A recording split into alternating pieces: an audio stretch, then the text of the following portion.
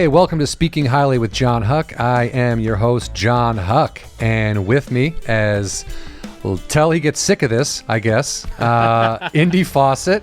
Hello. How are you, man? Doing well. Thank you.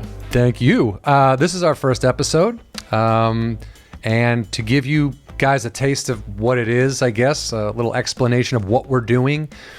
This is a show that celebrates what's great.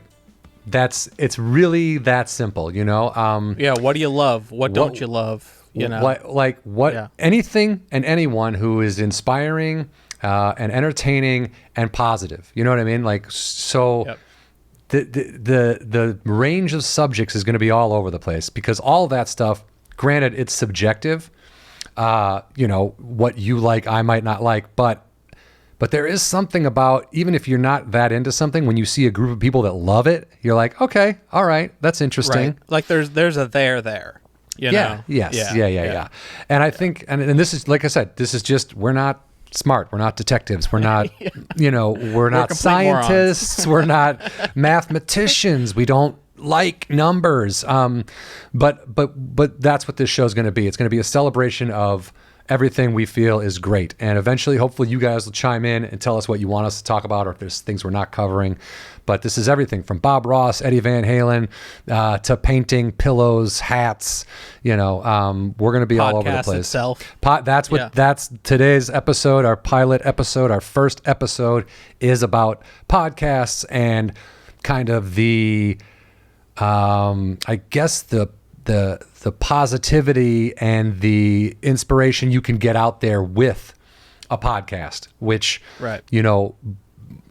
When this media started, it was laughed at, it was mocked. You know what I mean? It was like I equate it to web series, Right. When I first did a web series, people were like, dude, don't tell anyone you're doing a web series. It's just like people were embarrassed by it or whatever. Gross. Yeah. And then, and the joke of podcasting is that everybody has a podcast. You know what I mean? And I get it. There's a lot of them out there.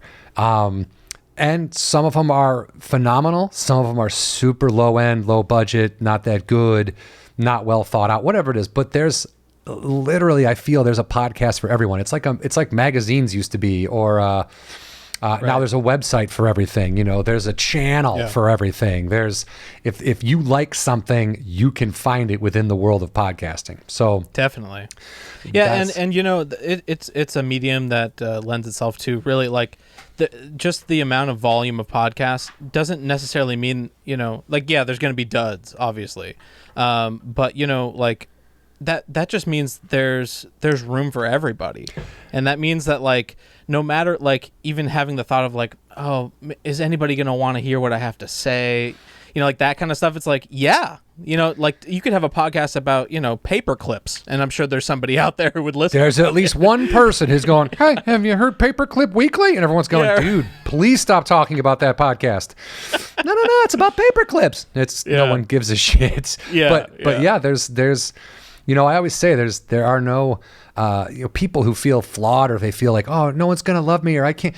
There's somebody out there if you think you got a flaw, there is somebody out there who I guarantee you beats off to that flaw, whatever it is. You know what I mean? There's room for everybody all over the place, right. Except the planet. There's too many people on the planet. That's definitely. But everyone that's already here, if you want to, like you said, is this something people are going to want to hear? Well, start with, is it something you want to hear? Is it something your friends would listen to? Right. Like when I do and for those people that have kind of followed me I did 2 other podcasts prior to this that I was associated with, and I had a blast doing both of them. Shout out to the listeners. Well, but if anybody has come from the Full Count or from Hollywood Anonymous and hung on to watch this or listen to this, I really appreciate it. Thank you, and we'll keep trying to make. I think if you like the other 2, you're going to like this. I mean, I hope. We got some good guests lined up. Third time's the charm, baby. Yes. Yeah. And if this doesn't work, then I'm out. Then I have to sit down. I have to go to the bench. Yeah. I think we should tell people how you and I met. Indy came to me actually and asked if I was at all interested in doing a podcast, and I had just ended one, and I was Yes, I was very interested, but we met working on a web series Yes. titled My Death Co., which there's only one episode up online, I believe, and the rest have been taken down because we're actively trying to make it a television show. But super fun show to work on. That was something I was approached by two guys who I didn't know. Sean and Ben hit me up and at a show. Hey, you want to play the Grim Reaper? I'm like, what? I don't care. Sure. And literally it turned into something that was probably one of the most fulfilling acting roles I've ever had. Just being able to be the same character and help make that character, help that character progress over the course of so many episodes. Like usually when I get booked in something, it's like a commercial or it's a small role on TV where there's no chance to grow, or I'm not complaining, but I don't mind being the guy that pops in and goes, hey, I smell a fart, and then pops out and everyone goes, oh, who was that fucking weirdo? Right. But with My Death Co., there was more there, and I was very grateful that we got to do that. Well, yeah, it's I think mydeathco.com. You can Google it. It's on YouTube. Go watch it. It's incredible. But one great thing about it too is that it's bringing somebody like you who's a stand-up comedian, actor, character actor, in so many different things that I don't think you probably get asked to play a role like this much. Or if it is, it's like actually getting it out to people to see is like so far ahead or so far out of reach. Well, I was asked to play the Grim Reaper that same week. I was asked to play a Grim Reaper really? in something else, and then I was asked to play a serial, like an axe wielding murderer in something else. So I stand corrected. The axe wielding murder thing, I had hurt my knee and I couldn't run, and they needed me to run, so I couldn't do that one. And then the other Grim Reaper thing, they never got back to me. And then, because when Sean hit me up, finally, I was like, which one is this? The director? Yeah, sorry. When the director hit me up, I was like, which one is this? I've been asked to play a Grim Reaper for two different things. And he was like, oh, okay. Which is so weird. I kind of think I look like a happy guy. And everyone's like, right. Yeah, I know. You're more like Death. That was a dark week for Death you. is good. Death is good. Yeah.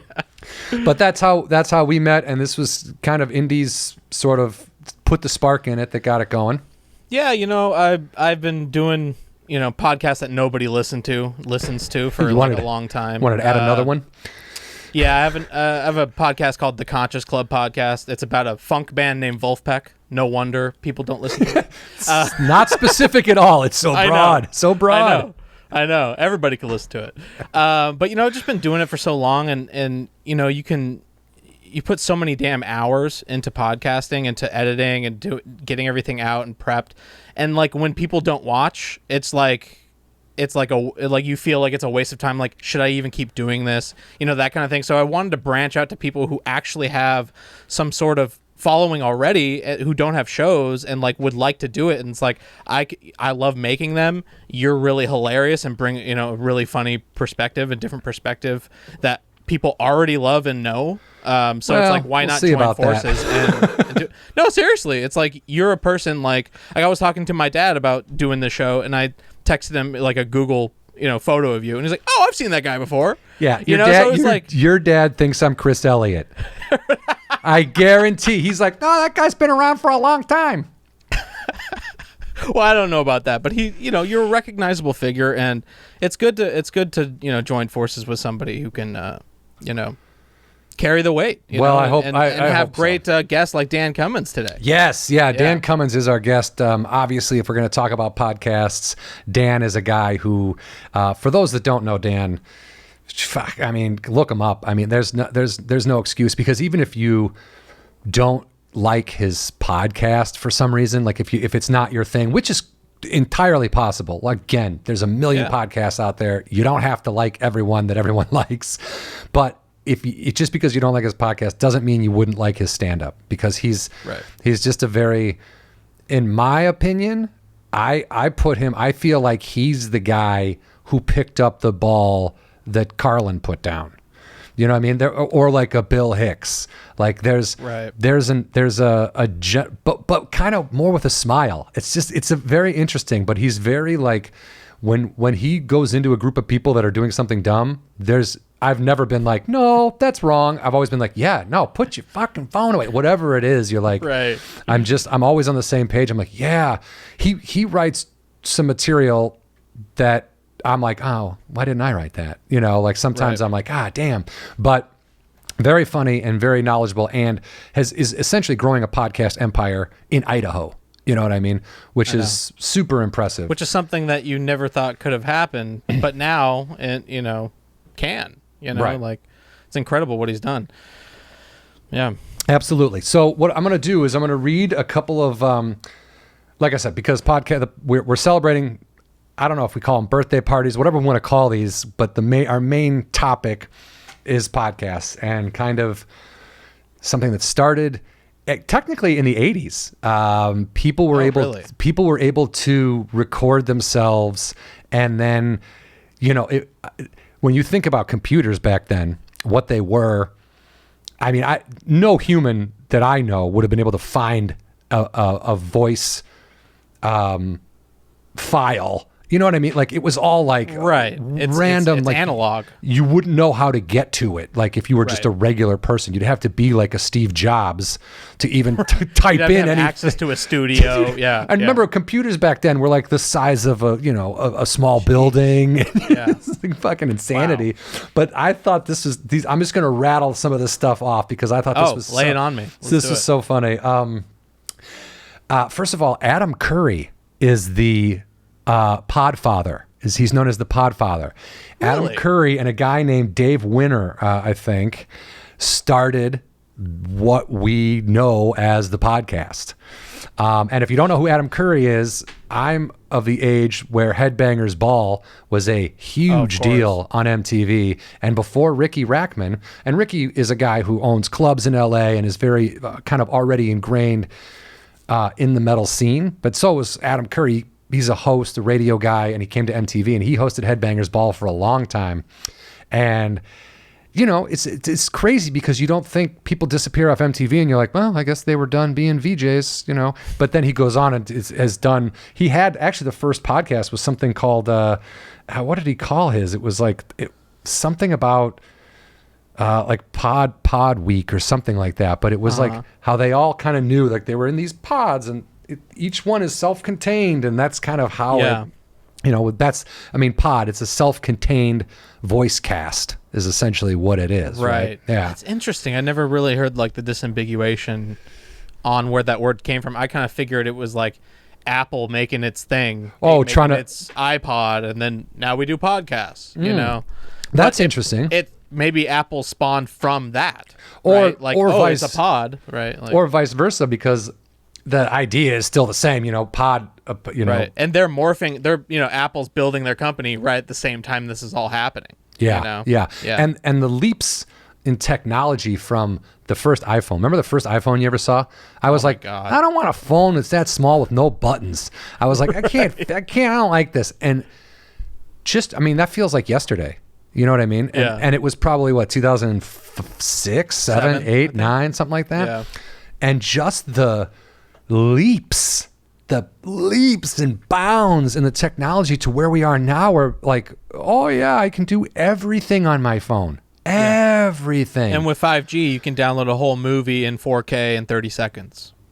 It's crazy. So as that technology has skyrocketed, or whatever you want to say, that's what's happening to podcasts. It's become something that now everyone can, like, anyone can shoot a movie now. If you have an iPhone, you can shoot a movie. Right. Podcasting is now I've even heard, we're in the Hollywood area in the entertainment industry, and, people pitch shows around the town, and, a lot of them now go, no, we won't pick this up yet, but make a podcast about it and see if it grows a following, and then we'll pay for it. So you do all the work. That's dude. Right. Not to bag on Hollywood, but that is very typical. When 10 years ago it would be like, oh, you're doing a podcast, get the hell out. You and everybody else. Embarrassment. Yeah. Right. But so that's interesting. That's a very Hollywood thing. Hey, you do all the work, and then when we see that it's famous and good and people love it, then we'll swoop in, take all the credit. Right. Yeah, well, it's like, like shows like the Ron Burgundy podcast, like that doesn't need to exist. You know what I mean? Like, I'm sure they wanted to make a sitcom or a episodic TV show, and they're probably like, let's do a podcast first. Yeah, but also you never know. But also, like you say, like, oh, that doesn't need to exist, and it doesn't. I mean, none of this really needs to exist. Right. Like, it's not. It's like people's argument of going to space. Like, it's not feeding us. It's not putting, more health into our bodies. It's not fixing the environment. But it's like, but we do it because we're here, and it makes things more interesting. Yeah, and that is legitimately a reason. And if this is something that we want to do, we're going to do it. And if we do it with enough love, people are going to like it. And if people like it, that's really, and I've come, Dan has kind of sparked this in me, but I've come away, away from how I used to look at stand up and just kind of, what are people listening to? What do they want? What do people? Who likes what? And what's big now? And what are the things that people are buying? And it's just there's no. What do I like? What do my friends like? What does my wife laugh at? Like that's all I give a shit about. Right. People like interesting people. People like people like. It's like, yeah. Like there is a difference between what do people like and I'm gonna be me. And there's always spectrums of it. Like you can always be like I'm gonna be me, but I don't give a shit about anybody else what they think about. That's, but you could be a little extreme and an upstanding person, but unique, quirky in your own way, and just go to it with the full extent. And that's what people are gonna like, not necessarily what you think other people like. Right. People like interesting things. Yes. So it's if we make something that they've never thought about before interesting, they'll take note. You know what I mean? Right. Like I spend many hours of my week watching podcasts that had they not been made, I would be watching something else like TV or Netflix or something like that. And it's 10 hours a week or more. Having it on in the background, editing or working remotely, doing stuff. And it's like I'm giving a lot of my time to these podcasts, which is interesting. I've been hearing recently too that at the company that I work for, TV advertising dollars, it's going to burst and go straight into podcasting and YouTube content. Interesting. So there's billions of dollars that advertising revenue went through, Spectrum, NBC, all these huge things that really people in my age group really don't buy cable, really don't watch cable. Dude, I can't imagine YouTube someone under 30 is getting cable. $50 a month. Yeah. It's just we're going away from that model, and I think advertising spending is going but the old people are over here in cable, but the growing number of people are over here in digital. The people spending money are over there in digital. The old people are like, I buy a spatula a year and that's it. They're not they've already hoarded all the Tupperware they're going to get at a certain age, Yeah. So I think it's we're still in the infant stages of this podcasting game, because this podcasting has completely disrupted an entire system, industry. Right. It's insane. Yeah. I don't mean to. No. Yeah. But that's, part of this is you are a podcast listener. You listen to multiple podcasts. So we'll talk about which ones we like, but I don't listen to as many as you do. I'm I don't know if it's my attention span, but I have 5 that I enjoy, but I'm not religious about any of them, Right. But there's some firsts. This is all I wanted to go over. The firsts. Yeah. The term podcast was first mentioned in 2004 in a newspaper article in The Guardian by a guy named Ben Hammersley. 2005, the first People's Choice Award to go to a podcast for Leo Laporte's This Week in Tech. Leo Laporte. You know him. Yes, he's on the radio every weekend. He's a syndicated radio host and has his entire podcast network all about tech. He has 15 shows and 100 people working for him. I think it's called twit.tv, thisweekintech.tv. Wow, yeah. And I remember he was the top podcaster 10 years ago, and he was making double what Rogan was making at that time. Jesus. And now Rogan's making fucking Well, that's eclipsing everybody. That's the biggest. I mean, that's the biggest kind of podcast news that there is recently is the Spotify deal with Rogan. You know, it's unprecedented. It's there's never no one's been offered anything like that. I will say that if there were the next person I could see getting some sort of a deal like that would literally be our guest Dan Cummins. What definitely. He has grown with the Time Suck podcast is a syndicated show. It's a thing that is just going to keep growing, you know? Yeah. So, and you know, a lot of what we're talking about, you know, is covered with, you know, the interview with Dan that you'll be hearing after this. But, you know, it's really interesting to see how it can be so decentralized to what it used to be. Like, there's no suits telling you this, you shouldn't say this, you shouldn't say that. There's no, and also I would imagine that a Joe Rogan deal of that magnitude, Joe Rogan would require that he maintain all ownership of everything.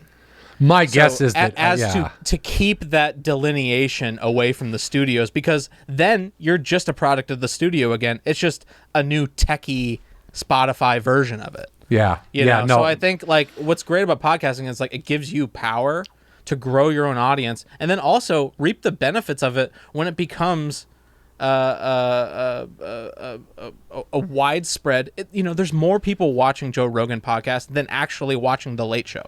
Oh, dude, it's insane. I talk about that with Dan, and I've had so many conversations in green rooms across the country that to go on to Joe Rogan's podcast is the equivalent of if you were to be a stand-up comedian on The Tonight Show when Johnny Carson was the host, and there was only like 3 channels to watch.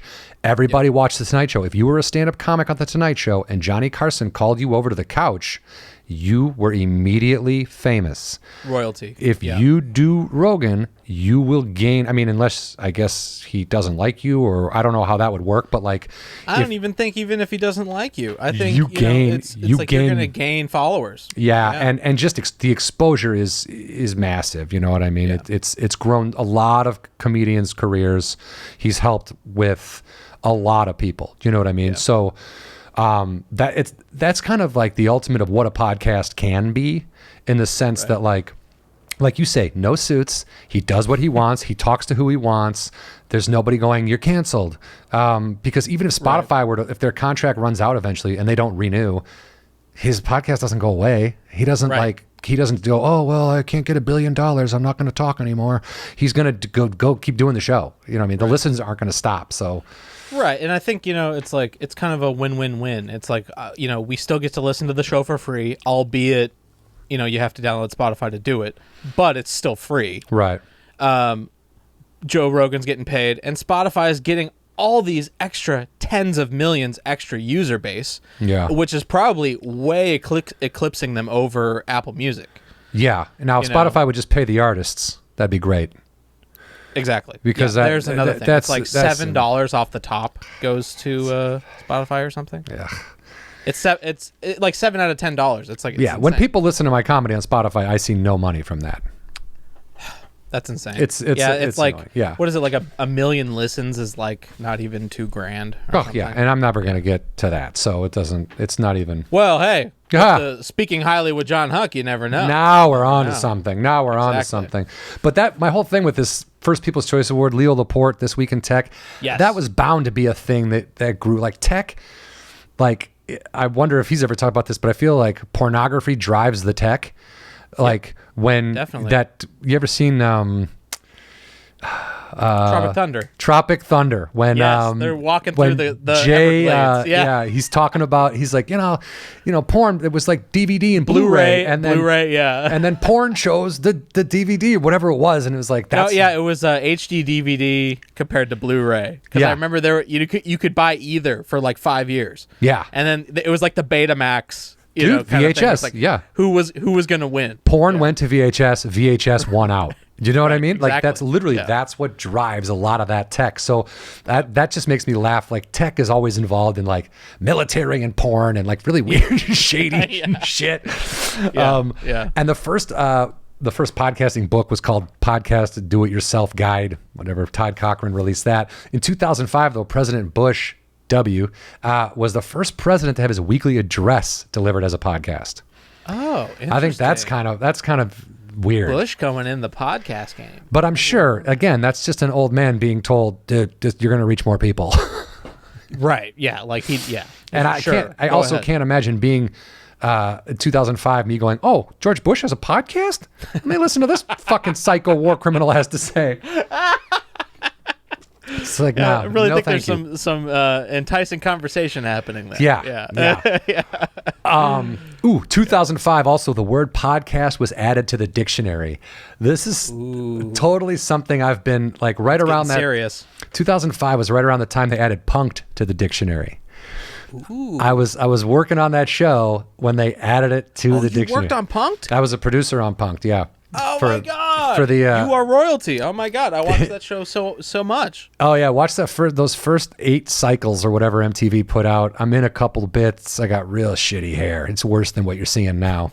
And yeah, I mean, I produced on it. Worked with a lot. I mean, probably one of my favorite crews of all time. Just the people that we got to work with and deal with, and then I mean, it was a fun show. Any show you could do for MTV. That's the epitome of having fun at work. Right? Lucked out. I was a production assistant on the Jamie Kennedy Experiment, and the people, a couple of producers, were hired away from Jamie and were hired by MTV to go to Punked, and they brought me with them.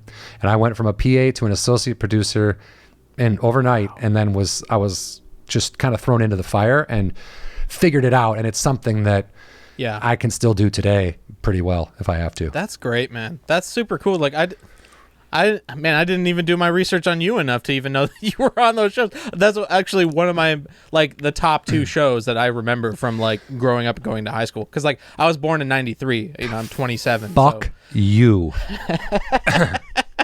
So that's literally my nostalgia is watching those shows. That's super cool. Yeah. That's no, awesome. you are right on the age group that was aimed at. You know what I mean? We pointed a cannon to people and we're like, yeah, here's some people you like that are being made fun of. Exactly. Yeah. So that was just I don't know, why did I fucking talk about that? Punked, the dictionary. Yeah. So Punked is in the dictionary now. The show, just a quick tidbit. Originally, we were going to call the show Harassed. And the legal department was like, hey, do you know that harassing people is a crime? Playing pranks isn't a crime. Harassment is a crime. This great idea. It's kind of a crime, though. Join us tomorrow on Assault. Right. Dude, Ricky Gervais sets the Guinness Book of World Records for the most downloaded podcast at 261,670 per episode for his first month in 2007. Wow. Kind of impressive. Talk about starting with a bang. But also Ricky Gervais said that was after at least one stand-up special, The Office, Extras. Right. He was a household name at that point. Shortly after that, he starts hosting the Oscars and shit. So, naturally. Yeah. Right. Yeah. And 2010, Mark Maron starts What the Fuck, the What the Fuck podcast. And that for me, that's a really important podcast, I think. If you're in the entertainment industry, if you're a performer of any kind, no matter what it is, whatever you're doing, you're writing, you're acting, you're a comedian, you're in a band, whatever, the guests that Maron had, they might be a comic who I'd heard of or knew of, but was like, oh, I never really cared for their stuff. And then you listen to the interview, and the interviews always kind of showed things. People had a plan. Oh, I'm going to do this. I'm going to do this. I'm going to do this. And then something kind of it veers off, and they end up being happy following these other paths and doing these other things. And I thought I was going to be a big actor. And then I started directing, and it was something I could get into. It showed me that there was no right or wrong way. There was, you can only move forward while you're being true to who you are and who you want to be. And then if you just keep doing that, it becomes a numbers game. And then if you can just last and be around and be someone that people want to work with, you've got a good shot of being a working actor or being a working entertainer. Adam Carolla set a Guinness record after receiving, God, is this number right? 59,574,843 unique downloads from March 2009 to March 2016. So that's a few years, but that's a lot of downloads. And when they say unique downloads, what does that mean? Is that just like not the same show over and over again, or? I think unique downloads would have been like, say, I listened to all the episodes. Say there was 20 episodes in that time span. If I listened to each one, that would have been 20 listens. Okay. Right. But like, say if I think if unique doesn't mean recurring. So if I listen to the same podcast twice, that's not not unique, right? That wouldn't be two, it'd be repetitive. One. Right. Yeah. Okay. Right. Cool. Yeah. Well, still very impressive. Right. And then this is, Spotify bought this podcast network, Gimlet Media and Anchor FM, and now they're pretty much the main. They signing Joe Rogan. That's a huge. It's a probably massive. The smartest business move they made. I mean, honestly, on both of their parts, like it's smart for Rogan, especially if what you're saying, like he gets to keep everything. He doesn't have to, and he doesn't have to do ads anymore. There are no ads on his shows anymore because Spotify is able to what? They gave him $100 million. So he doesn't have to have ads. He doesn't have to have ads anymore. Wow. So if someone does advertise on that show, it's because they gave him another couple $100 million or whatever. Probably. Yeah. Before the Spotify deal, he was making $100,000 per episode just on advertising. Yeah. Well, look, whatever you think of the show, good for him because again, he's done a lot for comedy and for comedians. Whatever. Yeah. Well, he's royalty. He will always be revered. Yeah, sure. Literally. I think Mark Maron. I think Rogan, and then Carolla. Carolla's up there. Yeah. Yeah, he was like, right under Rogan. Yeah, because I think Carolla had the advantage of coming right from radio, and he already had that like kind of Howard Stern base. Yeah, the Love Line. Day, like that kind of era of radio. Yeah, he went off of those coattails. But yeah, you're right. Those guys are kind of like the if you were going to do a Mount Rushmore or whatever. Right. Yeah, exactly. And just kind of what they've spawned. I mean, literally, Maron's podcast is what made me want to do a podcast. I was like, dude, I want to talk to people, and he even got Obama to come in his studio at his house. That was. It's insane. Such a good interview. It was so fun. First of all, Obama is like, I just saw him on, what's that, DeSeuss and I can't think of those guys' names right now. There's two guys, they interviewed people. It's a ESPN. I think it's like a sports talk show, but they interviewed Obama and they were talking about the tan suit. And he's like, oh, I thought the suit looked sharp. And one guy goes, yeah, man, it was great. I'm like, he looks fly. He looks like the dopest real estate agent in Colorado. And Obama's just dying laughing, like getting roasted essentially. So just funny. Like laughing. Yeah. But that was huge for Maron. You know what I mean? Those are milestones in podcasting that are things that when he started that show, he wasn't, I think I'm going to get the president of the United States to come by after he's done working. And there was no possible way in his head that he could have foreseen the growth of that show. Right. Exactly. It's how Dan talks about, like for Maron too, it was a last ditch Hail Mary. It was because his show on, was it Comedy Central, didn't do well, right? I think it was only like a season or two. Who, Maron? Did Maron go long? Oh, IFC. Oh yeah. IFC. Think that went 3 seasons. 3 seasons. But he only watched it, and then it just kind of went nowhere. But then the podcast just boom. But he only got that show because of the podcast. That podcast got the show because of the podcast. That podcast was first, and then he did Maron on IFC, and he had been canceled. I guess he had a radio show that was canceled prior to starting the podcast. But what Dan will talk about later in his interview is just this last ditch of like, what do I like?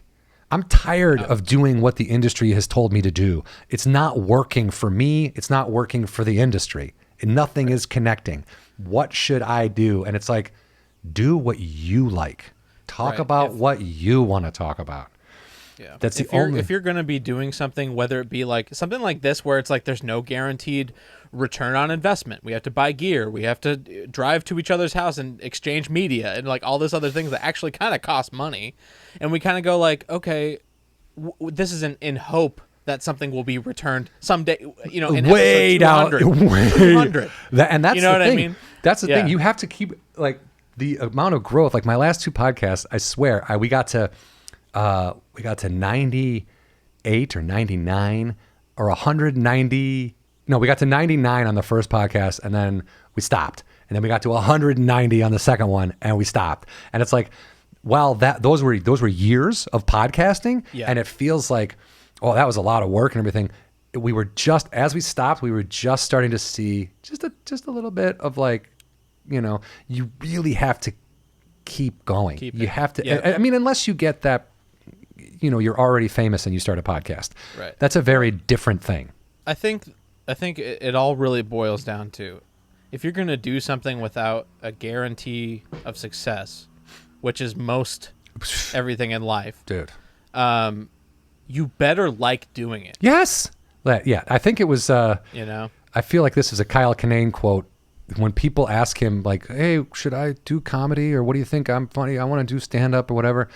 I think it's Kyle who said, he tells people that if you wouldn't do stand up comedy for free for the rest of your life, don't do it at all.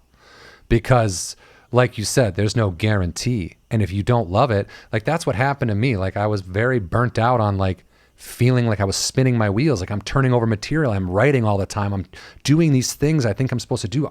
Audiences are enjoying it, but I can't get any further. You know what I mean? It's just, It was like very frustrating. And I was like, the Mark Maron podcast brought me kind of sort of woke me up a little and like made me feel like the struggle was okay. And then just because this wasn't working right now doesn't mean something else isn't going to work down the road, you know? And if you're doing shit that you love, you can't go wrong. Like you might be poor, you know, you might, you might have a lot of financial issues or relationship issues or whatever it is. But if you're staying true to this thing that you love, that you're doing, that you can keep doing, then you sort of win. You know what I mean? Like, I don't know. I know that people are like, well, you got to fucking have money. And yeah, I get it. We've made it a society that's very important in order to live. But it's definitely, here's the thing. If you start out the gate about money, you're going to fail. That's it. Like, if your sole reason. You need to have a product. You need to have a product that people like in order for that you them like to exchange money for it. And you need to like that product before anyone else can like it. It's the same. If you literally hate yourself, if you literally think about how shitty you are all day, there is absolutely no way you're going to be able to find that you can love another human being. Exactly. There's just no fucking way. It just doesn't work. There's no room for it. So you have to like what you're doing. You have to love yourself and what you're saying. Right. And I don't mean that from a egomaniacal perspective. I just mean self-love. Like no, it comes from a loving perspective. Yes. It's like, you know, why torture yourself to do something that you really don't like out of monetary gain? It's like, pointless. How is that and fulfilling? Pointless. Like even if you did get the money, you still wouldn't be happy. Yeah. What do you? Because what are you chasing? What are you gonna say? What are you gonna say on your deathbed? Like, remember that podcast I did that I didn't like, that I made some money? Like, no, the fucking no. Yeah. Like, this is shit. It'd be great. You know. Oh yeah. Joe Rogan's on episode 1,570. I was gonna ask, how do you know how many? I'll look it up right now. It's fucking massive. According to I looked this podcasthosting.org. As of December of 2020, there were over 1,500,000. Wait, this is right? 1,500,000 podcasts. 1,500,000. Yeah, and over 34 million episodes. Jeez, you know, when I last heard that stat, it was 500,000. Where did you last hear it? And I think it was like 2 years ago. That does not surprise me. I could see that doubling every year, you know? Yeah. Especially he was on episode 1,580 with Andrew Schulz this week. Oh, Andrew Schulz has a thing on Netflix, right? Yeah. Yeah. Oh, yeah. He just that's a good example too of like a pseudo podcast type of thing that got picked up. Yeah. He literally just put out monologues like he was Trevor Noah. You know, like he was the Daily Show. Oh. You know, and then Netflix was like he literally put out 17 monologues on his YouTube, and then Netflix bought it. Wow. I know. Wow. And I guess I know Robbie Slowick, who worked on it. He's a comic out in New York, and I saw a post that he put up that said, it's something I'm really proud of. We worked on this. It was a skeleton crew. I think they might have done it during the pandemic. It might have been something that was like shot, and look, if you shot something during the pandemic and no one got sick, way to go. Way to go. Good for you. But that's such a crazy big number. Like 75% of the U.S. population is familiar with the term podcasting. Now, I know that sounds stupid to somebody who lives in this world, but 75% is a huge chunk of the country. You're talking like old people. My mom knows what a podcast is. Do you know what I mean? Right. She's like she knows how to find them. Like it's 20 years ago. If you had it wouldn't be like that. It just wouldn't. I don't know. 50% of all U.S. homes are podcast fans. 55%, 155 million people in the U.S. have listened to a podcast. 37% listen to podcasts at least every month. That's 104 million people. 24% listen to podcasts weekly. That's 68 million people. 16 million people in the U.S. are avid podcast fans. 51% of podcast listeners are male. 49% female, which is really half and half.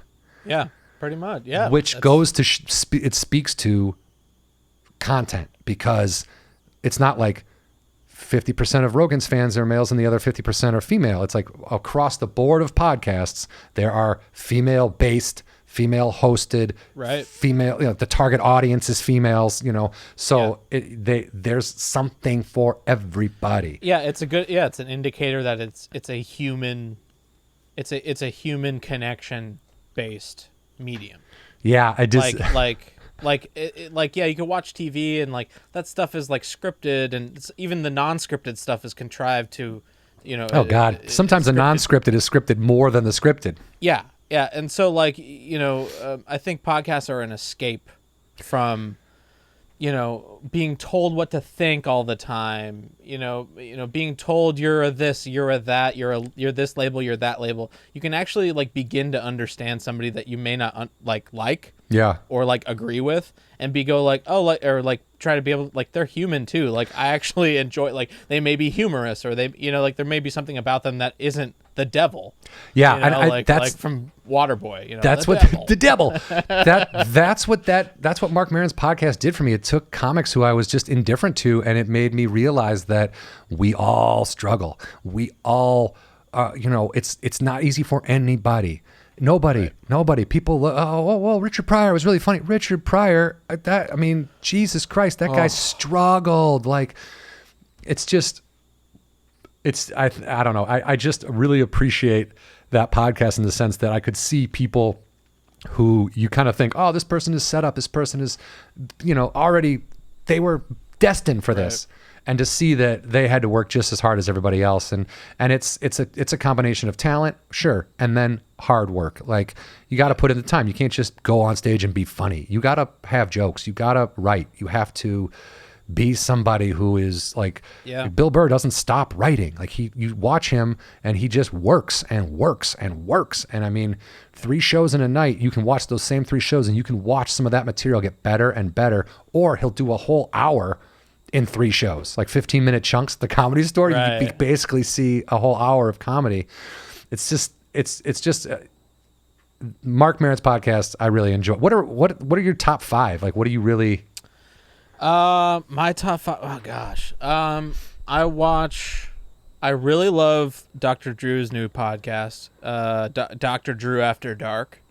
It's produced out of YMH. Tom Segura's podcast network, I guess. I didn't realize. A show with Dr. Drew. Oh, but so Your Mom's House isn't a network, is it? Your Mom's House is a podcast, and it's a podcast network. Oh. They call it YMH Studios.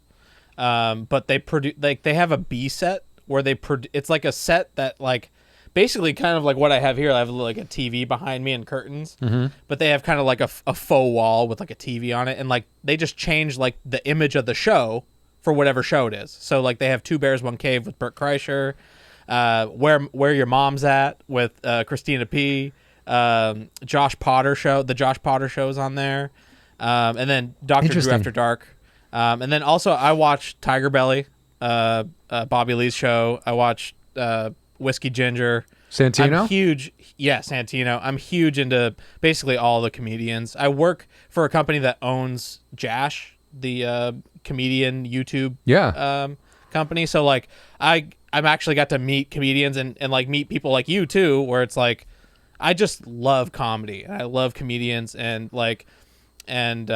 that's kind of the podcast I listen to. I'm not like necessarily like a true crime guy or something like that. No, but I was just curious. Yeah. I mean, there are, it's interesting. I think the majority of true crime podcast audiences are women.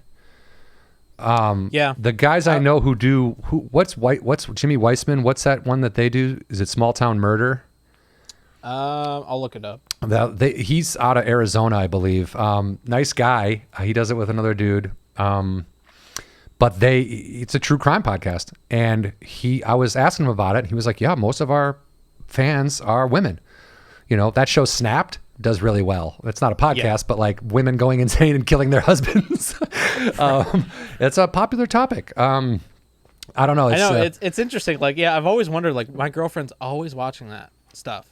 Dude. Or like, like going on Netflix and then she'll stop at the trailer where it's like 17 women found murdered. And I'm like, why is that interesting? Well, that's better than husband found murdered, wife suspected, but can't really prove it. And you're like, uh-oh. Like those are the ones that worry me. Oh, that was a good idea. How did she do it? Never mind. Let's change the channel.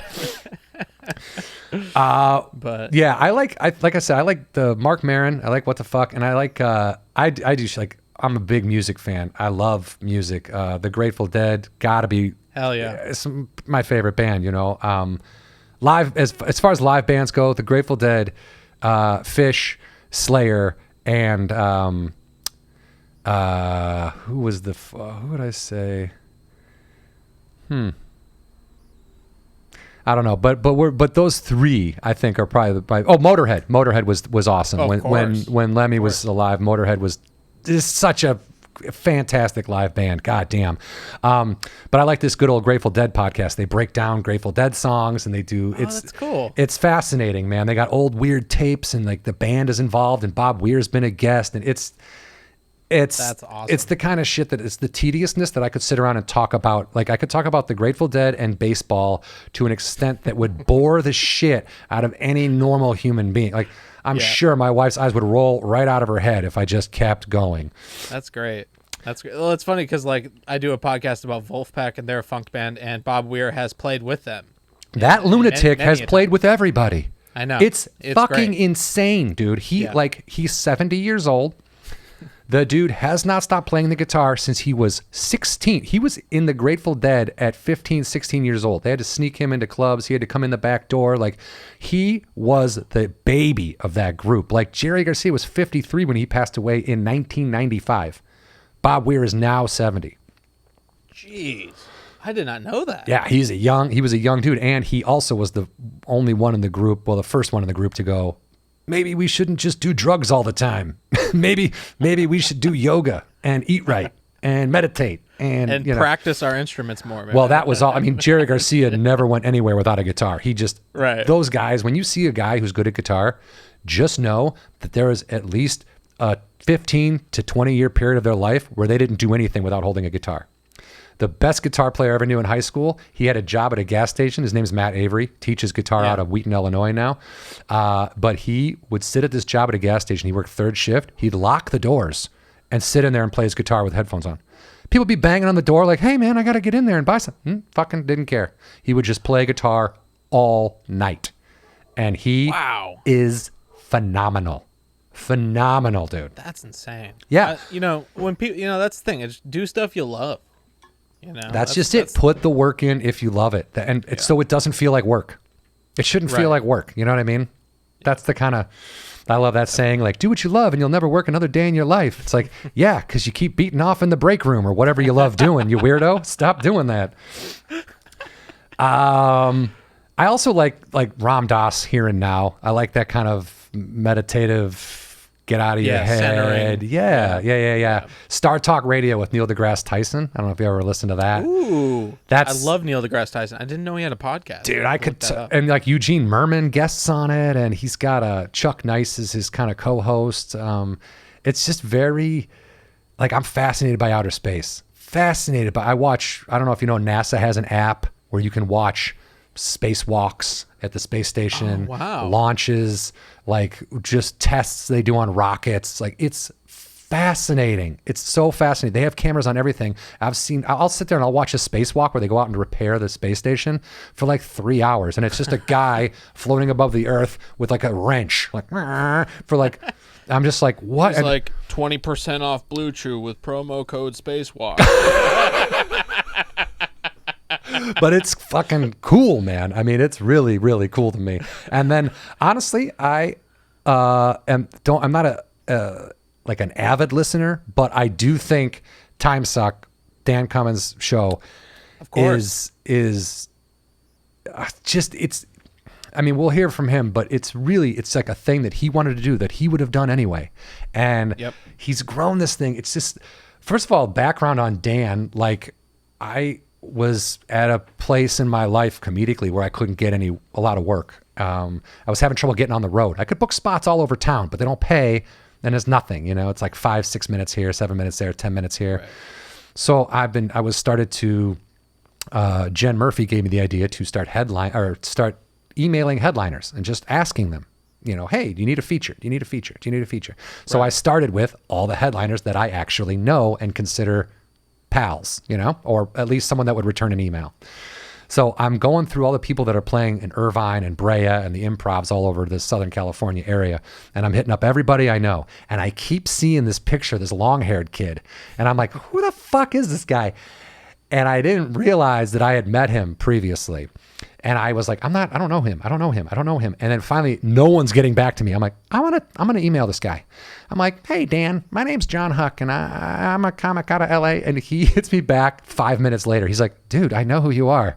We were both producers in television. We know all the same people. And I'm like, oh yeah. And he goes, yeah, I'd love to work with you, dude. You're hilarious. And I was like, oh. And I'm not even kidding you. Like 2 weeks later, I was featuring for him in Irvine. And that's when he told me about doing the podcast he was starting. And since 2015, progressively every year I've done more and more shows with him, and then I get to go back to those same clubs sometimes and headline on my own. So that's so cool, man. He has single-handedly, like, the Mark Maron podcast made me realize there's no reason to stop doing what I'm doing. Like, you can continue forward and your path is going to be all over the place, and some people are going to get famous and rich and huge, and you just might not be that person. That doesn't matter. That shouldn't be what the... Doesn't mean you can't be successful. That's not an end game. Yeah, that shouldn't be your end game ever, in my opinion. Yeah, definitely. But so the Maron podcast was good, but then Dan, just seeing, like, when he started that podcast, he did all right with those audiences in Irvine and Brea. And then as we kept working together, and the audiences grew to the point where every show in Nashville is sold out, and he's getting those bonuses, and he'll go out on stage and he'll mention, I would used to open with a joke that was like, is anyone here in a cult? Because it was a joke about DirecTV and trying to cancel DirecTV. But when I would say, is anybody here in a cult, later on those shows, the whole audience would cheer. Because they all consider themselves cult members of this podcast. And I would say that, like, yeah. And I'm like, oh my God. And then I would have to clarify, go, is anyone here in a cult that's not podcast based?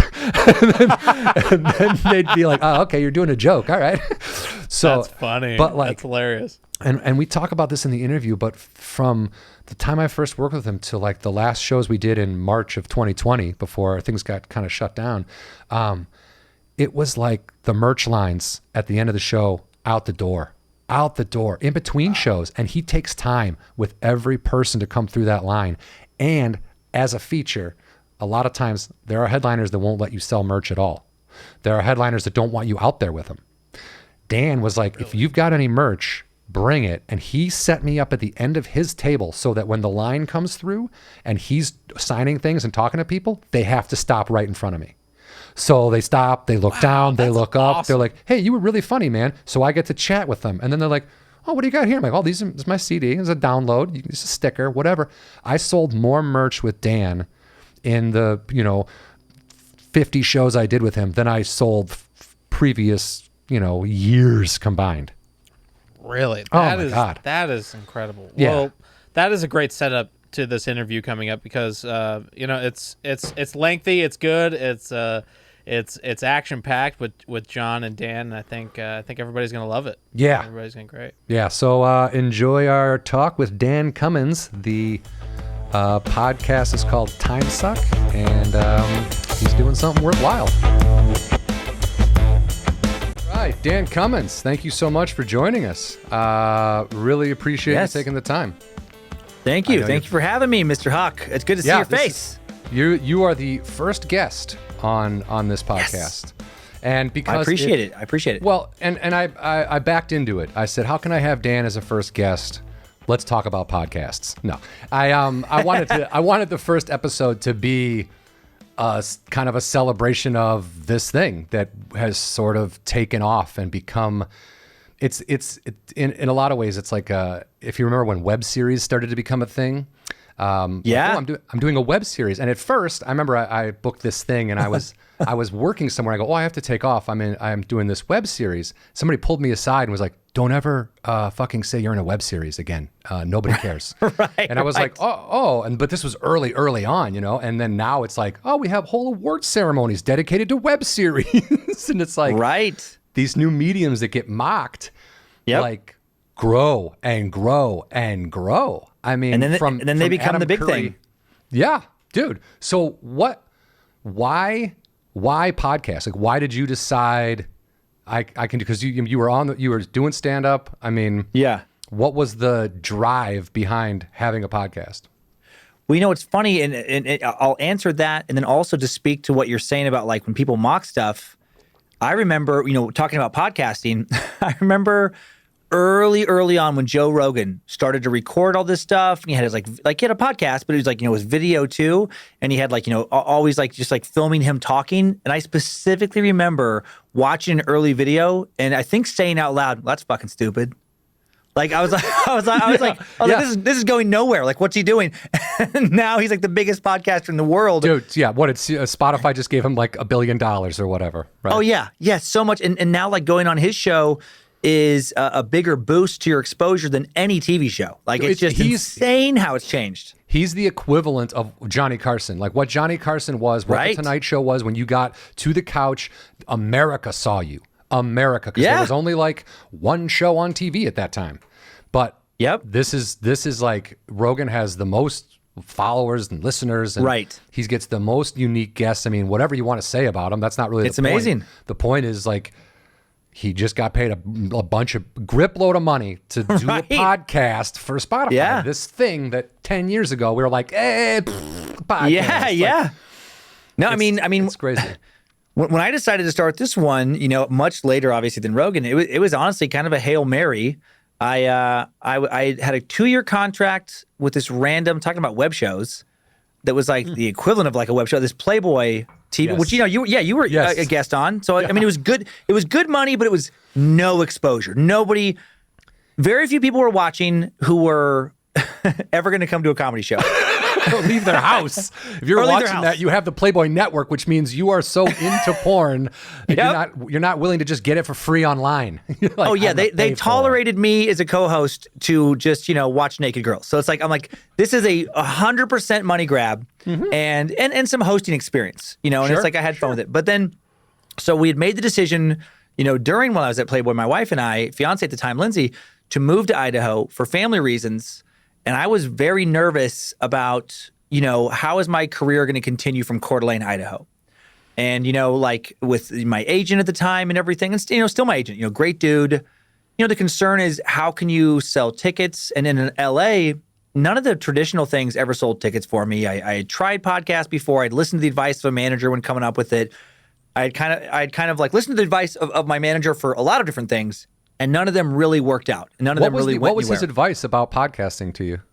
Oh, before it was like, you got to get a guest-based podcast. Like you got to have do all these things. But I knew I couldn't do it. This is before Zoom was it existed. I don't think it even existed. And so, if you wanted to do a guest-based podcast, you needed to be in LA. And I knew I was going to be in Coeur d'Alene where there would be no guests. It's like not, comics. Here's Bob the Hunter. Right. and so I did think, with Time Suck starting off, I'm like, okay, it was an effort to I was really worried about not even being able to tour eventually from Coeur d'Alene. It's expensive to fly out of this area. Dude. And I was like, if I don't start selling tickets and I'm not going to be auditioning anymore, I legitimately thought like my career might be done in the next couple of years. And so what I wanted to do, and I'm like, okay, I'm going to give one more kind of Hail Mary, but I'm going to do it for myself. Like, I'm not going to listen to anyone's advice. And I'm like, what would I want to do? If I got to magically be paid to do something, what would that thing be? And I just like researching weird stuff like I have for years. And so I'm like, I'm going to do that. It's just going to be me. And then I did think I'm going to put comedy in it. And then if it were to work, people who would like the show would want to come see me. I thought of Bill Burr's Monday Morning Podcast. It's like you get to listen to one voice. And so I just, got the equipment with some of the Playboy money, just got a little, set. Oh, actually, and I got the equipment because I wanted to do it. At first, I wanted to do it with a podcast network. Literally nobody wanted me. Really? You pitched yourself and they were like, get out of here. I could only get one meeting. And it was with the Sideshow Network through Levity. And they were so uninterested in meeting with me that they literally forgot about the meeting. I show up. They don't know why I'm there. Hey, what's up, then dude? How are you? Yep. Then they feel bad. And then during the meeting, the guy who takes the meeting, he just looked at his phone the whole time. And I was like, it was such a low. I'm like, oh my God, I can't even get someone to pay attention to me at a podcast meeting. Then randomly, CBS, they had a podcast network called Play It. And I got introduced to them through my record label at the time, which is Warner Brothers. I'm like, okay. And they seemed interested. And then the real low point was we go back and forth. They start giving notes. They start turning to something I didn't even want it to be. I keep sending them new pilots. And then eventually they just tell me, they're like, yeah, we just don't think we can sell this. And I got fired from a job that wasn't paying me. Like they dropped the concept and they canceled the contract. What? Like they just didn't like it. And so I'm like, God damn it. Like I can't get a meeting. The one place that I kind of got through a favor in a way, they dropped me. And then I got pissed off and I'm like, now I'm just going to do the whole thing myself. And I put all my energy into it. And then, luckily it was like a miracle up here. It started to work. It started to build. And then what's crazy is if CBS would not have fired me, I was only going to make 17 cents on the dollar. I remember that specifically from that contract. Wow. When it was all said and done, there was like lawyers, fucking record label. It was nonsense. It was all manager. All these people are getting paid. I would have made 17%. But then because I did it myself, I got to make 100%. And making that early money is how I was able to reinvest it and build it into, now we have like a little network here in Coeur d'Alene and, and several full-time employees and all that. You guys basically have your own podcast empire coming out of Idaho. You know what I mean? That's crazy. It feels surreal. Yeah. It's inspiring is what it is, because when you are living in Los Angeles, the reason I never wanted to do a podcast was because everyone's got a podcast. And I'm like, what am I going to say? Right. That isn't being said or hasn't been said, or, how am I going to get, like, what am I going to do? And the concept of like just for you to find that thing, like you go down the rabbit hole on any topic on your own, right, in your own time. If you were just sitting around, right, by yourself, you're like, oh man, what's that? A robot? Oh, I'm going to look at these robot dogs. Like, right. Like, so it's a perfect thing. And in my opinion, like, because you were like, this is for me, this is what I want. That's why it succeeded. I think so too. It's pure love. You're not doing it because some guy told you to. You're not doing it. You didn't go into it going, I'm going to make $1 million on this. You don't go into a podcast thinking you're going to get rich. You do it because you love what you're talking about. And it's so weird with this thing where, and then how kind of COVID has affected it too greatly, where, once it started to work, I still wasn't thinking like, oh my God, that's so cool. I have this like podcast. It's its own kind of like viable job. I thought, well, this will be a good thing. Like when you and I were going on the road, I'm like, this is what's going to bring people to shows. And it worked that way. And what's really crazy. Yeah. And what's crazy now, though, is now we've spun off. I do another show with my wife, and I do another show with Joe Paisley, our engineer and audio guy and producer. Scared to Death and Is We Dumb? Yeah, Scared to Death and Is We Dumb, so we can have it all in-house. Since we can't have no one stopping by the studio. Right. We didn't set it up initially for tech. We're like, well, we can do it all here. And then it's grown so much this year that now it's this weird thing where now I consider podcasting my main job and stand-up my secondary job. Like it kind of flipped because I haven't been able to tour. And because I haven't been able to tour, I just poured all my energy into podcasting this year. And it's really grown. We've been really lucky. And now it's a weird thing where I don't need to tour. Like I do want to, but it's like. I was going to say, do you I mean, this hasn't like taken the place of stand-up for you. It's just a different thing. Just a different thing. Yeah. Yeah. Just now. Yeah. And it takes so much time. It's like now it's this thing where it's like, now I'm hoping to get time management down so I'll have the time to tour again when it comes, when that opportunity comes back around. Right. And I mean, I listened to the very first episode, and then I listened to the Stan Lee episode because I wanted to hear.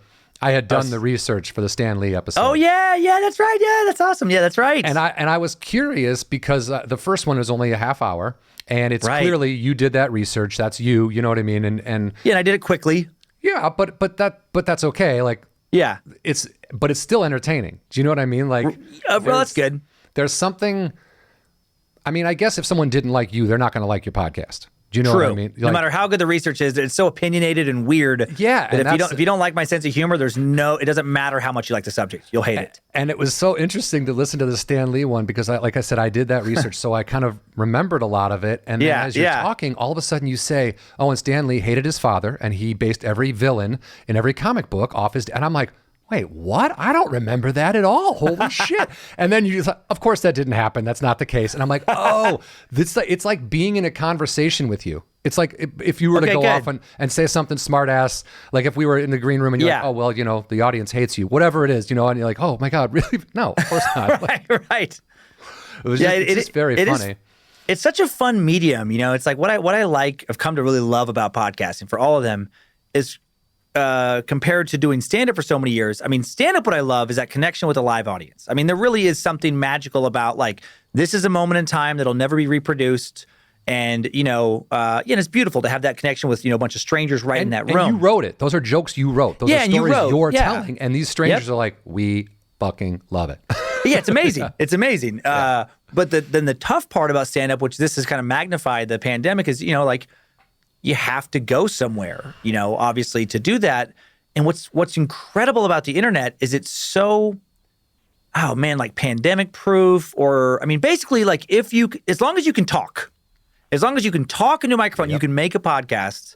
And then it's so easy to upload them now and get them out to all these different platforms. And if you can make it work, I mean, you can make a nice living and you can do what you really enjoy because like just like me, like we're all just storytellers of some form, and you can do that from your apartment, you can do that from your house, whatever. It's just you don't necessarily need a studio, you don't need someone to back you, and like you said, when this all started, like not the podcasting in general, the gear was expensive, and it was kind of you had to go to a studio, you had to be with a network because you couldn't afford a mixing board and microphones, and then slowly the gear starts to drop in price, and all of a sudden I'm able to afford 4 microphones, 4 cables, 4 mic stands, a little thing, and and then it's like, oh yeah, anyone can do this, like absolutely, anyone, and then you can add 4K cameras and a couple things, and you can like the price of that has gone down dramatically, and now you can have like a YouTube presence, which is potentially another source of income. And then also with like merch. I even think about like merch, like when I was doing college gigs like 15 years ago, and I would have to find a dude who had like a print shop or whatever and go to them or call them, and I'd have to have all these boxes sent to my garage. Place an order of like at least 200 of something, and you're like, no one's gonna buy these fucking things, right? And this risk, and it was like such a thing. And if you were trying to do an online merch store, it's like, fucking forget it. Like, I didn't know anybody. Chaos. That was chaos. Yeah, you're going to have to set, and then who's going to distribute it? I guess you're going to have to. I knew a guy, actually, a buddy of mine, David Crow, who did some of that. He would sell CDs off his website. And so, like, when he wasn't on tour, it's like, he'd have to box them up in his house. He'd have to go down to the post office and do, for each one, whether it was 1 or 4. But, all that stuff takes time away from touring, all this. But now, it's crazy with these different like merch sites where you can, for like, I don't know, $10 a month. It's a beautiful site on some place where they print on demand, and you just upload an image, and then you can put that image on 75 different things. I went to your website. It's a whole new world. I guess I haven't really gone in depth on people's merch or whatever, but like, I don't know that I know any comics that have more t-shirts out there that are being bought like on a regular basis. Like, and now your comedy shows, your stand-up shows, the last like 2 or 3 years have been straight up like Slayer concerts. Everybody has a Dan Cummins shirt on. Everybody. It's crazy. I mean, there's always the confused people that are hilarious. They're like, I wanted to see comedy. What the fuck is going on? You know? right, but then then they're walking out and they see a huge line at the merch table and like, well, I guess some people liked it or whatever. Right. But like people in line, the people waiting for merch are like, they are like they're at a concert too. They got everything. They brought their shit for you to sign. They got gifts for you. Like you have built, and you were one of the first comics on Pandora. So that's what's made all this possible. Oh, really? You think that just having a fan base? That's actually for 3 months when I first did Time Suck. You know, growth was very, very, very slow. Like, you know, it was a very small audience, and then all of a sudden, Pandora launched this thing called an AAM, like artist audio message. And you could, within Pandora, within their app, you'd have like a little artist kind of portal, and you can record straight through the app a 15-second message saying whatever you want, and you can have a link to it. It's changed a little bit recently, like what you can kind of link out to as things have gotten competitive. But early on, you could just link to wherever you wanted. And so I would actually, Pandora wasn't doing podcasts that time, and I just started linking to iTunes, or to Apple Podcasts. And I would do a 15-second message. Hey, this is Dan Cummins. If you like my stand-up, hopefully you'll like my new podcast, Time Suck. That's fucking smart. And it was free. It was free. And the message would play to anybody who listened to your station. And I had a couple 100,000 people listening to my station. And I was like, I figured it out later. If I would have had to pay for that marketing, it would have been like 6 figures worth of marketing. Oh my God. And it was just free. And so I just started doing that every week. And I did that every week for like a year and a half. And that built the podcast like by far more than it. Like in the first 6 weeks, the audience size doubled every single week. No shit. And it just started snowballing. Yeah, but like Pandora, and what's crazy, Pandora has been so good to me where if it wasn't for Pandora, I don't think, not only would I not have a podcast, I don't think I'd be doing stand-up anymore. Because I was starting to like, I just wasn't selling any tickets. You know, clubs were, you know, they want to make money. So they were not happy with the attendance I had. I was worried about that. And Pandora, like I had some really lean months where with my kids and everything, trying to see them when I was down in LA, they were up here.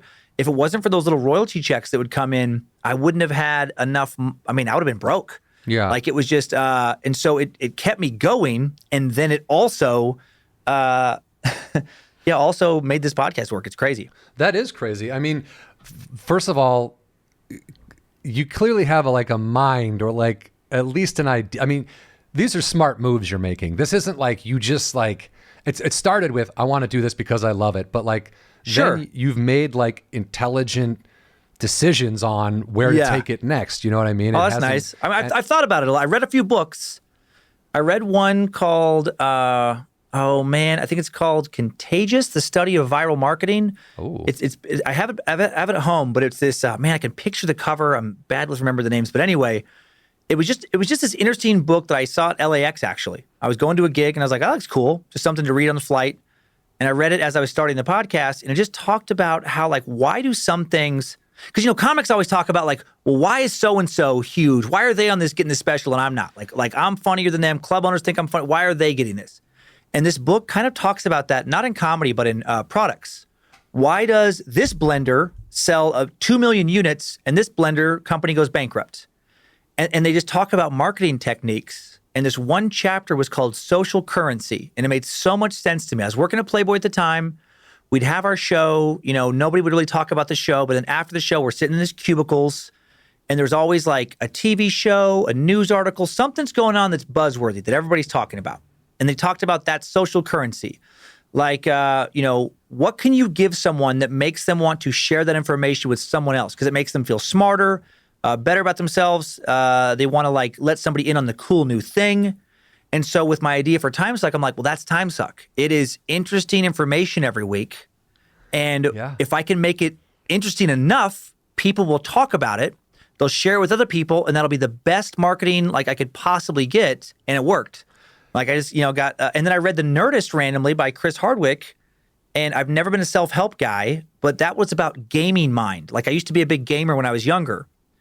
And it talked about, like, he talks about the Nerdist way.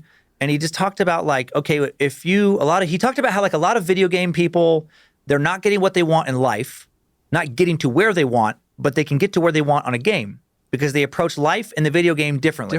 Okay. And he was like, what if you approach life like a video game? Take your emotions out and think like in a game, you're going to do whatever you need to do to get past the boss to make it to the next level. Well, now you have this obstacle in real life. How can you dissect it? And how can you analyze it and figure out how to get past it? And I went through all the workshop things in that book. I wrote out all the little exercises he had. It took me months to finish it around other things. And it stuck. It just really sunk in. And he has all these exercises about getting rid of your fears. Like one of them I remember for the book was like, well, I'm worried about what my peers would think, something. But then he has you work through it. And I was like, yeah, but my peers don't pay my bills. Yeah. My peers aren't part of my family. They're not going to why do I care? What is this is analysis? Who gives a shit? And it really helped me break through some things. And it allowed me to pursue Time Suck as a business, where with stand-up, I always worried too much early on. Not anymore, but early on about back of the room, other that kind of stuff, where I should have just been worried about well, what do I think? And I should have been, I don't know, more interested in marketing myself. But anyway, those books, they legitimately really helped me. I want to reread them, actually. That's great, man. I mean, you put the work in. It wasn't just I have a podcast, because I remember this is so funny to me still. We were in the green room. It was right before you started the podcast, and I was on my second podcast. I was a year into my second podcast, and you were I remember that. Thinking about doing a podcast, and I was I sat down and I was okay, well, let me give you some tips. And I start talking about my podcast and how it's really hard to grow followers and da-da-da-da. And I think then the next time I worked with you, you're yeah, I got 1 million people listening. And I'm well, whoa, what? What? It was mind blowing. But then I listened to it, and they're very entertaining episodes. How did you, it clearly just grew on its own from half hour to these topics became something you couldn't cover in a half hour, and you wanted to keep going and keep talking about it. Now, sure. Average is what, 2.5 hours for an episode? Yeah, about, I try to, it's funny. I try to keep it around 2, but it generally goes a little over. But yeah, around, but it's gone up to over 2.5. But yeah, usually around 2:15, something like that. And also, you deal with fan emails and stuff like that. Right. You're very interactive with them, and even when they criticize you don't just poo-poo that. You take it on, and you either say this is why I did it, or you say fuck off, I'm not going to stop doing it, so don't listen if you don't like it. But you know, that's just kind of it's just interesting to me. I try to listen, where I think actually I was reading something about Rogan once where he was talking about YouTube comments and about how it's not a good idea to get in there too much and really read too much and let it all kind of weigh you down. But when you do look at feedback, okay, some of it's not going to be great, but every once in a while it kind of stings because part of you knows, fuck, they're right. Yeah. Yeah. And I tried to take that to heart. And it's these networks and coming out of reality TV, which I worked on a lot of shows like that before, I thought early on too, I want to approach this like a real show. Like as if I'm a producer on a TV show, take that same level of attention and give it to a podcast. And I thought about how those shows, they pay a lot of money for a focus group. They pay a lot of money to have it their show, tested with an audience before they kind of release the pilot. Yeah. And I'm I have people wanting to do that for me. The emails started coming in, then I responded to them, which made more emails come in. Dude, if you're talking to them, they think you're going to talk to them. So why wouldn't they email you if they hear you answer anything else? Yeah. And then it just merged, Then it's okay, I'm going to always do what I like, but why not also listen to them? And if there's something that they bring up that I'm okay, that's a good point, and I would still like to do it that way, and that way is better. I don't want to let my ego get in the way of yeah, but that's not my idea. Right. And so I just followed their lead, and that's how it went to longer episodes because that's what the audience wanted, and I enjoyed it. And yeah. And you talked about the other 2 podcasts, Is We Dumb and Scared to Death. Oh yeah, Is We Dumb and Scared to Death. Yeah. Your wife Lindsay, who tell her I said hi, by the way. I will. She loves you. She's great, and I feel like that's the only reason I was able to work with you is because me and her got along. So it's I love you too. How she's been intricate in helping you start Time Suck and she was there from the beginning and then became, she's not a character, but she's a part of the lexicon. She's a part of the mythos. People in line get excited when she's at shows. It was cool to see that because I would talk about her. She popped onto one podcast episode, maybe 2. She might have been on for a second, but yeah, people really responded to that. And then, when I seen how people responded to her at the show, made me excited because I wanted to do a show with her for a while. I wanted to do a horror show. Like, it's funny. Like, I love comedy, but I've always loved horror movies, horror novels, graphic novels in that, the artwork that's kind of horror based. Like, a lot of my tattoos are more like horror kind of based. I like that aesthetic. And I wanted to do a show, and I wanted to do it with her, but I was so worried that, like, shit, what if the fans don't like her? That's going to be devastating. That's going to be, I don't want to see that happen to her. She would feel bad, and you would feel bad that you dragged her into it. Exactly. But then seeing how the fans responded to her, I'm like, okay, we're going to be okay. And you had your toe in the water before that. You didn't just come straight out. They had met her kind of in a sense. And because she lets you talk so freely about your relationship. Right. You know what I mean? There's not a lot of couples who are like, go ahead, spill the beans on a fucking podcast about, whatever. But but that also makes people feel like they are in your circle. They know you. And that's a cool thing about podcasting too. It's like you can be, I don't know, it's interesting. Like, it's changed me in that way where when I opened up about a few things here and there early on, I was like, I wonder how they're going to judge me for this.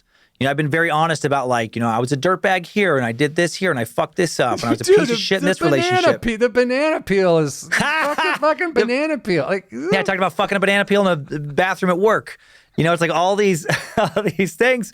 And that's been a really cool part of it, just to see, like, now they love that because everybody has their weird things. And it just, like, makes them feel better to see. Yeah. You let your freak flag fly and they're like, right. Oh, you know what? Fuck it. I can do that too. And I will admit to, like, not stalking, but I poke around on the Facebook fan page for Time Suck. It's such a fun bunch. It's really impressive. Like, you grew an audience that they don't just love you and everything you do. They love each other, and they don't even know each other. Like, there's always somebody posting about something sad that happened, and the comments are just like, we got your back, dude. Everything's going to be all right. It's like there is no, and even when they don't agree on shit, there's no, right. And maybe that's the page is monitored to keep that kind of shit out, but like. We have some good admins too, but a lot of it is the audience, and and they've just taken that and run with it. Like, I pushed that early on, not knowing that it would work, but in a sense of like, hey, this could be a cool way to meet people where if you pop in this little group, you at least know that they also, the person you're talking to, likes dark humor, isn't afraid of fucked up subjects, but also is trying not to be an asshole. Like, you have some basic place to start off that with. Podcast, you have a few things in common at least. Right, exactly. But they really went with it, and we've tried to encourage as much as possible, and we got lucky. We just have a great staff now that they do so much with that. But I'm constantly blown away.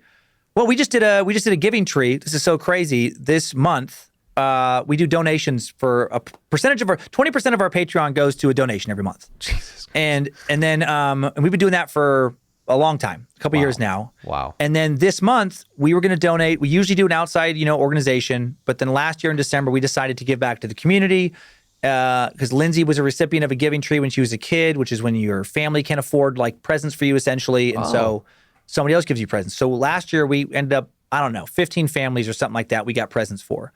Well, this year, we started to do it, and then people said, like, we want to help. They started sending us money. Then we said we would match. We were going to donate $11,000 from Patreon we ended up donating $41,000. Holy fuck! Yeah, it was 11 from Patreon. The fans donated 15. We matched with another 15. And so like 80 families that are from the Facebook group are going to have all these presents for Christmas. Wow. So it's the philanthropy stuff that's come out of it too has just been, I didn't expect that when I started doing a podcast. I've just been, my whole career, I've tried to go with like, okay, if this door will not open for me, I'm not going to keep fucking pounding on it. Some people have that mentality. I don't. I'm going to think about what other doors are out there and just kind of be more malleable. And as long as I'm having fun and creating, I can bend with that. And I feel like with the podcast, we've done that, where we've just kind of bent. We've just listened to the audience and just followed, what's worked, and it's just morphed kind of symbiotically into whatever it is now. Well, it's pretty impressive. That's what it is. Thanks. And again, Scared to Death is the one you do with Lindsay. That's a horror podcast. Yeah, now we have Is We Dumb? Is We Dumb is you and Joe. So fun. You guys, I just saw a brief clip of like this woman who's like trying to end Amazon by giving a 1-star review to Die Hard because it didn't have sound. Oh, yeah. I was like, okay, but so you basically you find idiots on the internet and talk about them? That's that podcast? Yeah, we make fun of ourselves a lot too. It's been fun and that was Joe's idea where it's like, we have these segments, like dumb idiots and stuff, just people doing dumb things online, 1-star heroes, people leaving petty, shitty reviews needlessly, and all these other kind of like random web-based content segments. But then we also make fun of ourselves, and that's been super fun. Like just to like talk about like, oh my God, I can't believe I did this. I'm such an idiot. Like it's like a confessional. Yeah. And then every time we get so many emails of like, me too. I did the same you did thing. that. I did this worse. Like, Yep. And so that's been really cool. I like Is We Dumb, where it's just like, for me, that's where I don't prep. Joe preps the stuff. I prep 1-star heroes. I react to the rest. So it's like a very different feel, closer to stand up. Relaxed. And I love on that way. You're very relaxed and very raw. Which I also love about podcasting. Like sometimes after an episode, I kind of come away being like, am I going to get a lot of shit for that? Because like I went fucking off on, whatever. Yeah. Sometimes we get super vulgar and like really, like I remember like we had a running gag a few episodes that basically was about putting a baby into a barf bag, punching it flat and flushing it down the toilet. Oh. Like so it's just a Sunday morning type podcast. Family gathers around the radio. Yep. Come on, kids, get over here. They're talking about punching babies in barf bags and flushing the toilet. Don't be bad. Right. This could happen to you. And I think people love that about podcasts too, where, compared to, TV's changed, but compared to how TV like used to be, it's like, there's no suits. There's nobody saying like, I don't know if you should say that. It's up to the listener. It's up to the audience. It's up to the audience to decide. And with so many podcasts, like when I hear someone go, this fucking podcast sucks, you're like, then don't listen to it. You have literally a billion to choose from. Go find something different. Like, it's the same when people complain about TV. Like, this show shouldn't be on. I'm like, you don't have to watch it. There's a million. I know that's a weird thing. I remember one time seeing a review on one of our podcasts, and it was somebody, and whatever they wrote, it was like a 1-star review, but they wrote about how they didn't like it at first. They've been listening for months. They still don't like it. They're not. I'm like, what are you doing? Just get out of here. I keep hitting myself with this hammer and it hurts. Now, I've been doing it for a few months and it still hurts. I don't know what to do. I've tried nothing. I want to keep hitting my head in the hammer or the hammer. Yeah, no, it's ridiculous. Oh, that's funny. Well, dude. Now, go ahead. Oh, no, I was just going to say, so what inspired you for this new podcast? Honestly, my last podcast ended, and I didn't do anything for a little while. And in Indy, I was trying to think of something to do. I knew I wanted to do something where I could talk to other people. And then Indy hit me up. Me and him worked on My Death Co. together. So that's how we met. Okay, cool. So he hit me up and he's like, hey, just so you know, I'm producing some podcasts and we could do something if you're interested. And immediately I was like, yeah. And I started thinking about it and it made the most sense. I can be the broadest. It's going to be sort of like what you do in the sense that I'm not as detailed as you, meaning like I don't do that kind of homework.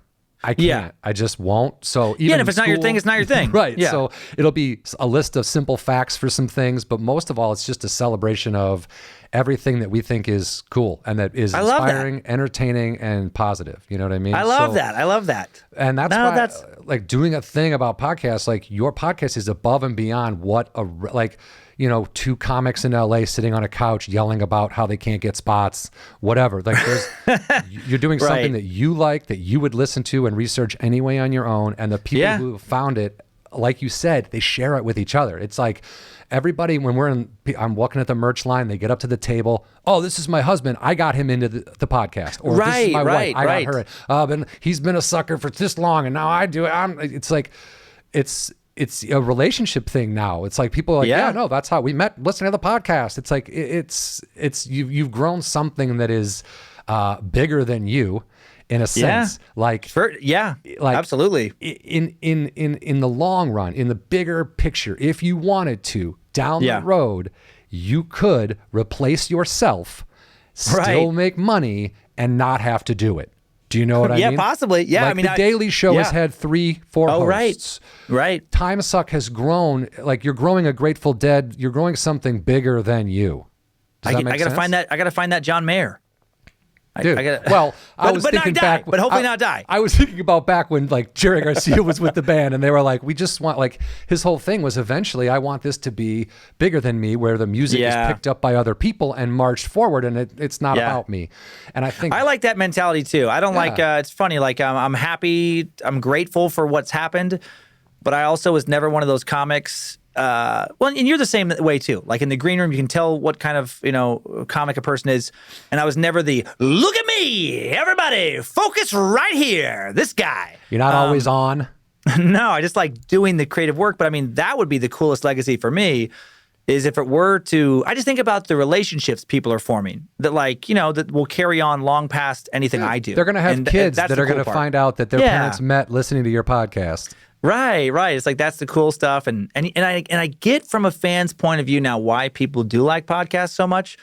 It's like, I look at it like when I really get into a show, like Westworld, whatever. I mean, I get really into them sometimes, and then when they go on hiatus, I'm like, no, fuck. Like, I think about like Deadwood years ago, and then they couldn't negotiate with HBO, and I was like, are you fucking kidding me? People were pissed.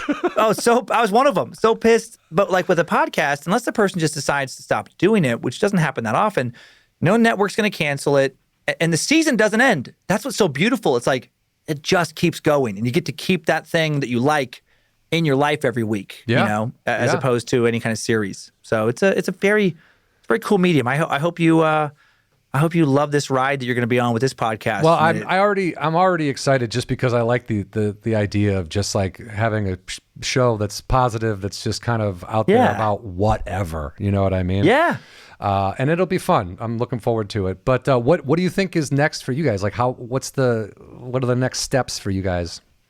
Well, this next year we want to kind of like market it more. It's such a it's a lot of work just to keep up with all these shows now. And so lately I've just been trying to get ahead on content. We want to get a few weeks out on everything. Sure. And then actually, kind of what I was talking about earlier, I was like, how can I reach more people, outside of word of mouth, kind of grow it. And then randomly, my next creative project is to write a book. I've always wanted to write a book, and I want to write a horror novel. I've had the idea in my head for a long time, but I never had an audience. I'm like, well, it's not now like a market. Do. Now I have an audience for that, so I'm like, well, that'd be fun. And I just like to try and keep the creative juices going and different things. But really, it's like, how can we maintain? It's been so fun. It's been so rewarding, but it's been so many hours of work every week. Now it's a game of like, how can I keep it all moving but not burn out and get more time with the family, more rest time to recharge. So hopefully we can keep this going for a long time, because when I started, I came from this chaotic place of throwing so much shit on the wall, hoping it would stick, doing everything you can to make it work. I just never would ever think that something would work. I was never like, oh, this is going to work for sure. It was always like, I don't know. Now I'm trying to retrain my brain to be like, no, man, this is working. It's definitely working. Yeah. And now you enjoy can it. Focus. It's not about throwing everything against the wall to see what sticks. Now it's refinement. It's stuck. Now you can just plow ahead and make it better as you go. So it's fun. I feel super grateful that way, where it's like, I want to just not fuck it up. Like, how can I take something that people like and just, make it better and enjoy the ride? And that's about it. Well, dude, that's awesome, man. Thank you so much for taking the time. And best of luck with all the rest of the podcasts. And I hope you do write that book. And I'll put all your links and all the stuff up when we post the show, because there's a lot of info on that website. You got a good website, and there's just a lot there, man. It's really fun. Oh, thanks. And when this comes out, obviously, let us know, and so we can promote it, man. Yeah, I'd appreciate Want to promote you. I appreciate Jon that. Huck, Yeah, you've good been, dude, funny man. You've been nothing but kicking the ass to my whole entire existence in the world of comedy. So I very much appreciate it, dude. Oh, that's good, man. And say hi to Nicole. Yeah, you guys. I will. Tell Lindsay I said hi. I'll probably I'll send her a text. But cool. All right, man. Thank you. Yeah, thanks, Jon. All right, later, dude.